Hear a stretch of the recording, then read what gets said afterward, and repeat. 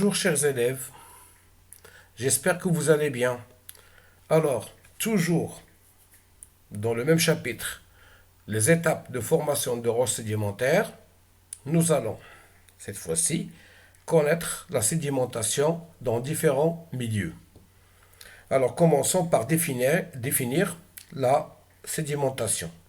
Alors, les particules issues de l'érosion, qu'on a déjà vu, des roches, transportées par l'eau, finissent par se déposer.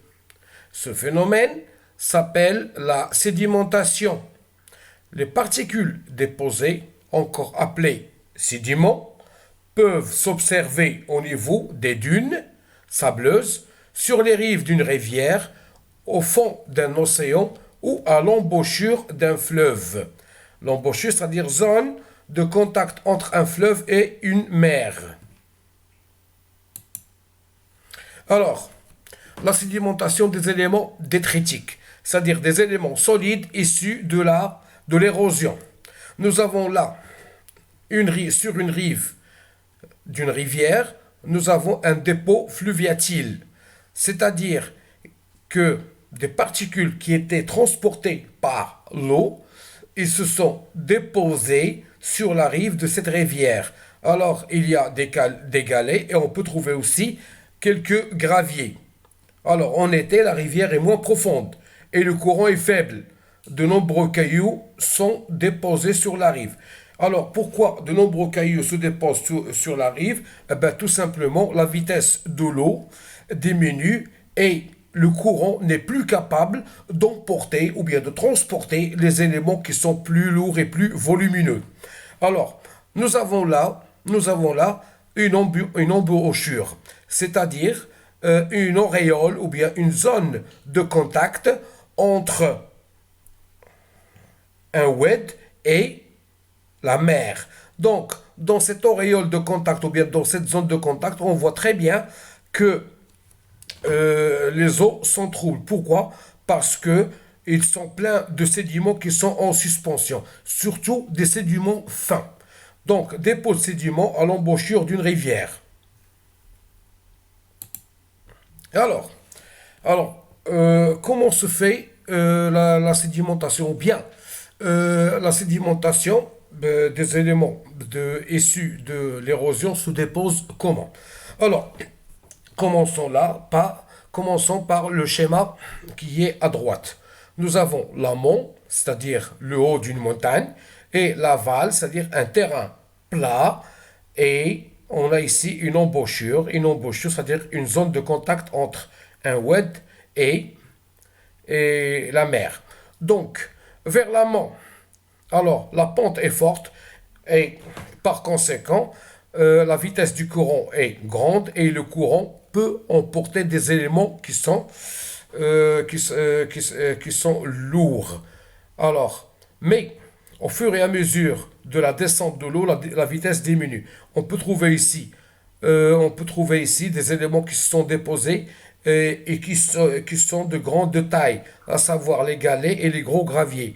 Alors, quand on s'approche de l'aval, c'est-à-dire le terrain plat qui jouxte la mer, alors qu'est-ce qu'on a? On a une vitesse d'eau qui diminue et le courant n'est plus capable de transporter les éléments lourds et même les éléments les plus fins, à savoir le sable et l'argile, peuvent se déposer lorsque la vitesse de l'eau est faible. Alors, regardons ce diagramme-là.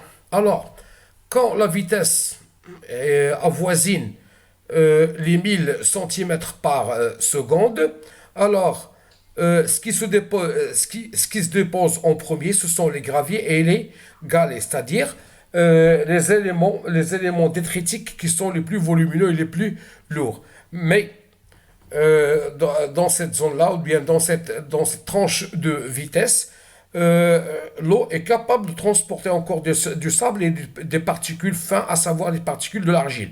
Alors, quand la vitesse du courant d'eau diminue, on voit se déposer le sable, qui est constitué par des grains plus légers, et lorsque la vitesse diminue à son minimum, il y a des particules argileuses qui se déposent.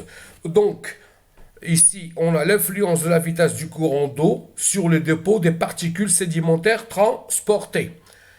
Et qu'est-ce qu'on aura par conséquent? Alors, on aura une répartition granulométrique qui est horizontale, ou bien un granuloclassement horizontal en milieu fluvial, c'est-à-dire vers l'amont, on a le dépôt ou bien la sédimentation de blocs qui sont plus lourds. Après, il y a le gravier qui est moins lourd. Après, le sable qui est constitué par des éléments fins.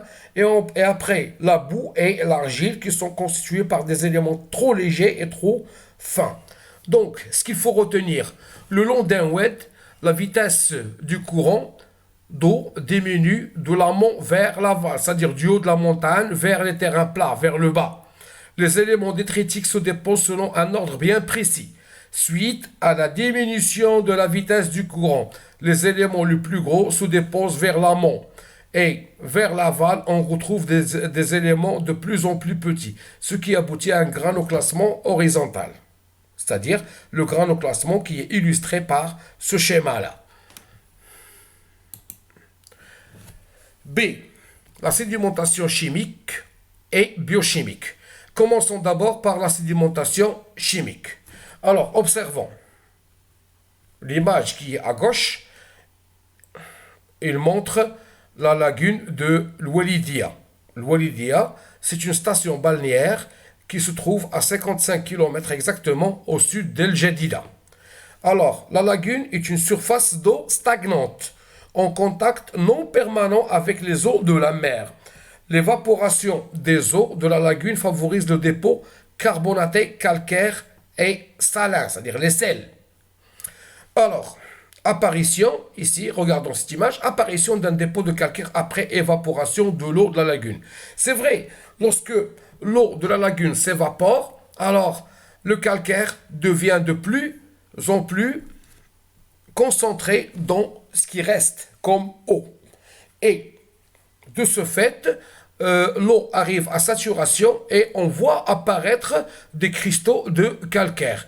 Et s'il y a une évaporation qui est intense, on va voir la blancheur de ce calcaire.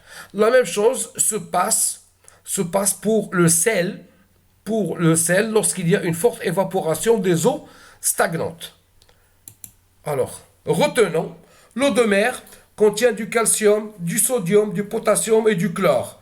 L'évaporation ne se débarrasse que de l'eau, ce qui fait qu'au fur et à mesure de l'évaporation dans une lagune, les sels se concentrent de plus en plus pour donner des sédiments chimiques dits aussi évaporites.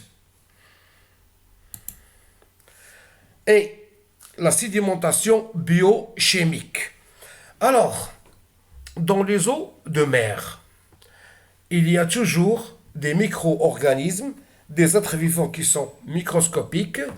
Alors, ces êtres vivants microscopiques, parfois, ils prélèvent de l'eau de mer quelques sels minéraux qui sont dissous dans l'eau de mer pour construire leur squelette. Alors, nous avons ici des squelettes de radiolaires observés au microscope. Et ici, des squelettes de foraminifères observés au microscope. Alors, que ce soit des radiolaires ou des foraminifères, sont des exemples d'êtres vivants minuscules qui prélèvent les sels minéraux qui sont dissous dans l'eau de mer pour qu'ils puissent construire leur propre squelette. Nous avons ici des squelettes. C'est-à-dire, pour voir ces squelettes-là, il suffit de prélever un échantillon d'évaporite et l'observer sous microscope. Alors, ce qu'il faut retenir, les dépôts de sédiments biochimiques sont liés à l'activité de plancton et d'autres êtres vivants marins, minuscules. Ces êtres vivants peuvent prélever certains éléments minéraux dissous dans l'eau de mer et les ajouter à leur squelette. Après la mort de ces êtres vivants, leur squelette se dépose au fond et constitue des sédiments biochimiques. Merci mes chers élèves de votre attention et à la prochaine.